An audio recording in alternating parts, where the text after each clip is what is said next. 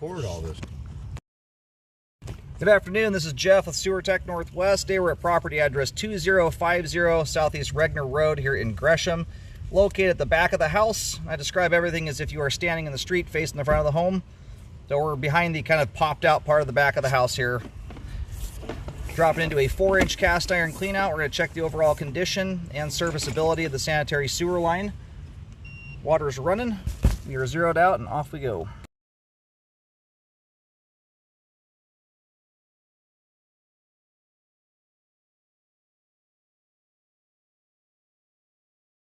Transitioning here to 4-inch ABS.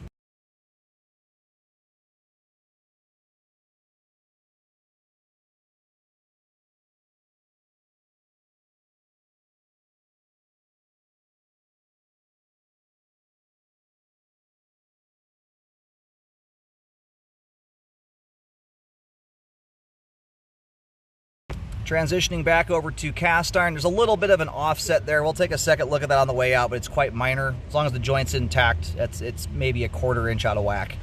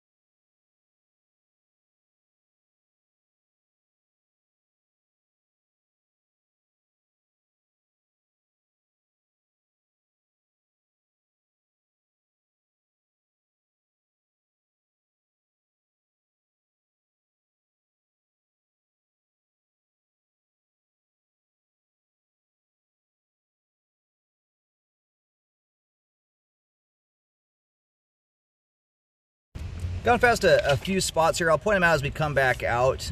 We've got some fairly thick scale buildup. In fact, I think we're going over another spot right now. Possibly debris, possibly roots. We'll see here once the line drains. But I'm probably going to recommend some cleaning on the line here. Yeah, you've got roots right there, it looks like. Coming to the top of the line. Some of the other locations there may be from the cast iron wearing out and potentially opening up. Even small pinholes can cause heavy scale buildup to occur.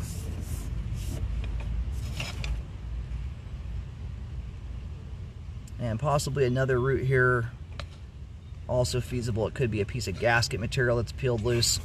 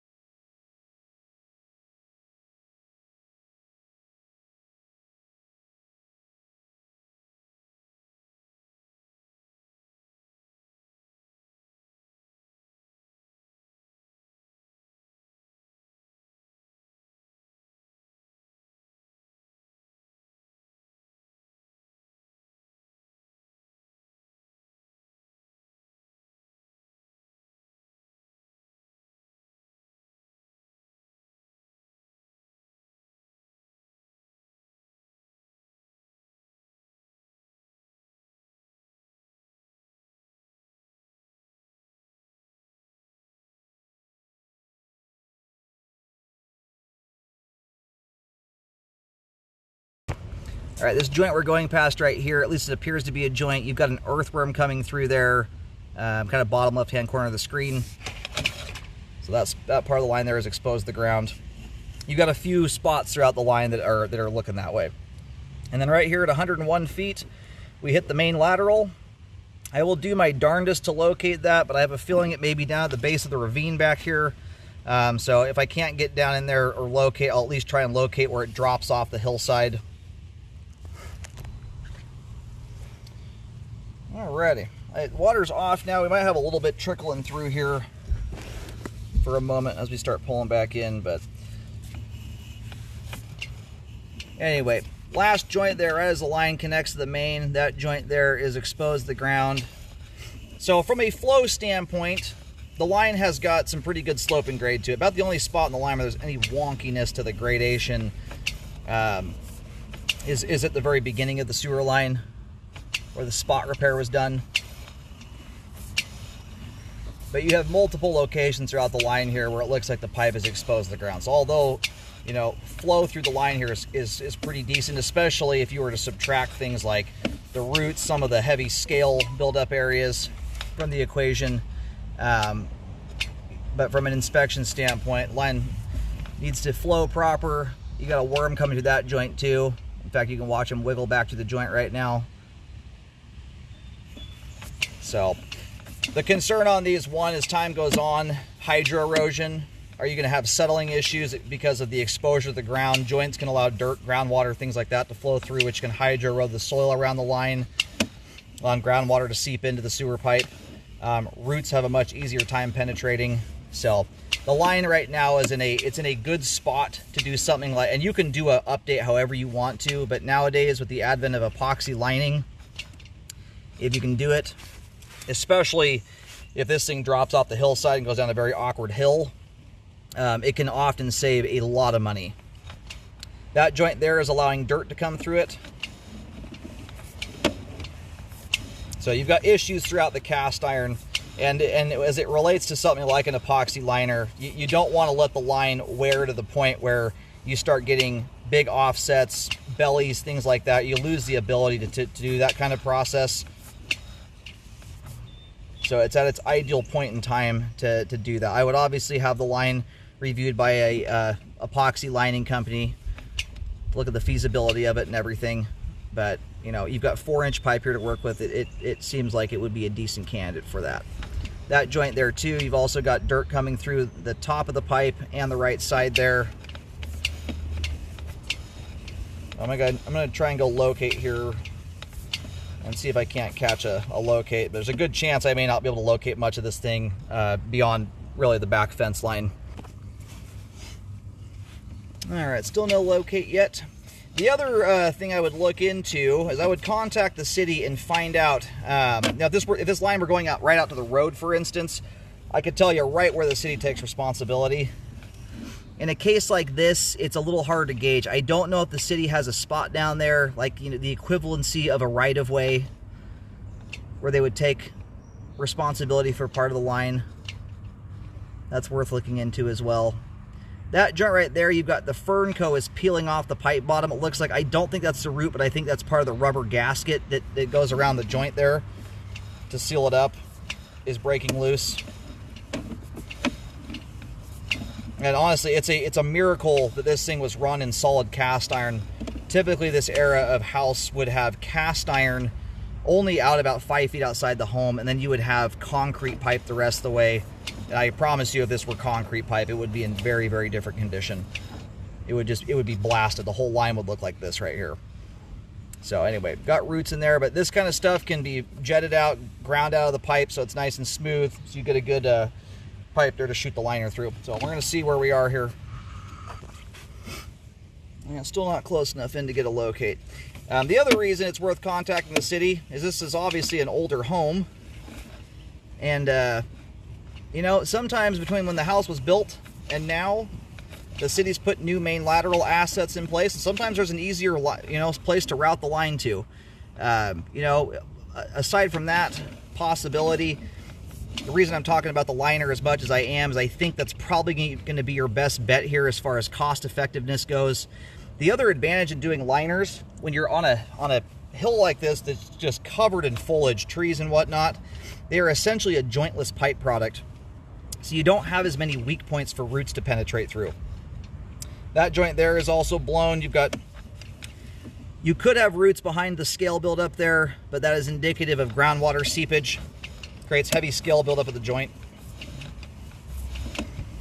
My camera is upside down right now if you wonder why the water's overhead.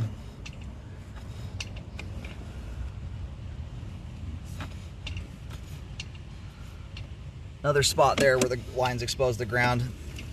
Almost looked like there was an opening at the, well, right now top of the pipe is on the bottom of the screen. Almost looks like an opening there. With all the scale though, it makes it very hard to discern.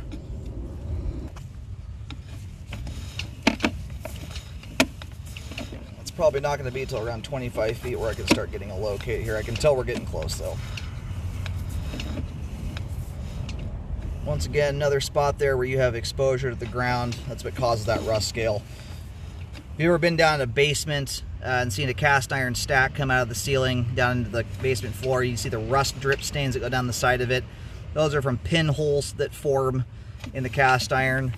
Holes form through and they often rust themselves off. In a case like this, during the rainy season, it would not surprise me one bit if you have groundwater percolating through most of these spots here where you have the rust scale. That's what generally causes that stuff to form that way. Another joint there, though, doing the same thing.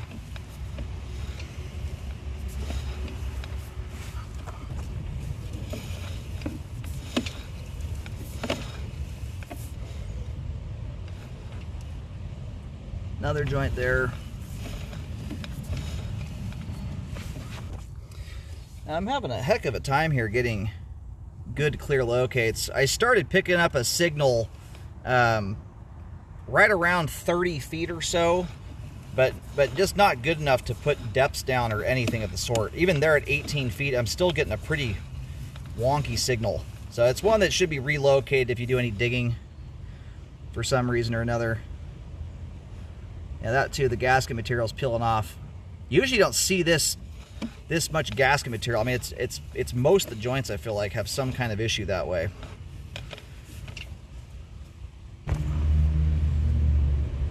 All right, and I got a half reasonable locate there. I'm getting about 5 feet deep. It's surprisingly deep.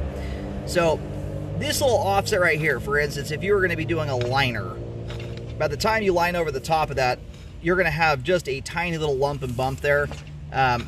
But it's something I'd run past a liner company. If it feels like something that should be straightened out and corrected for the sake of the liner going in, you know, you may have to do that potentially.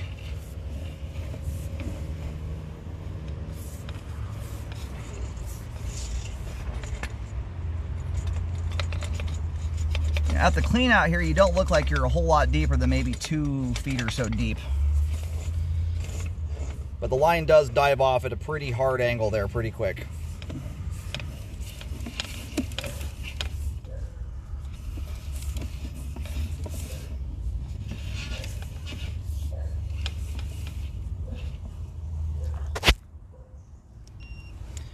All right, and I did differentiate this spot right there. I did put a little X marking down.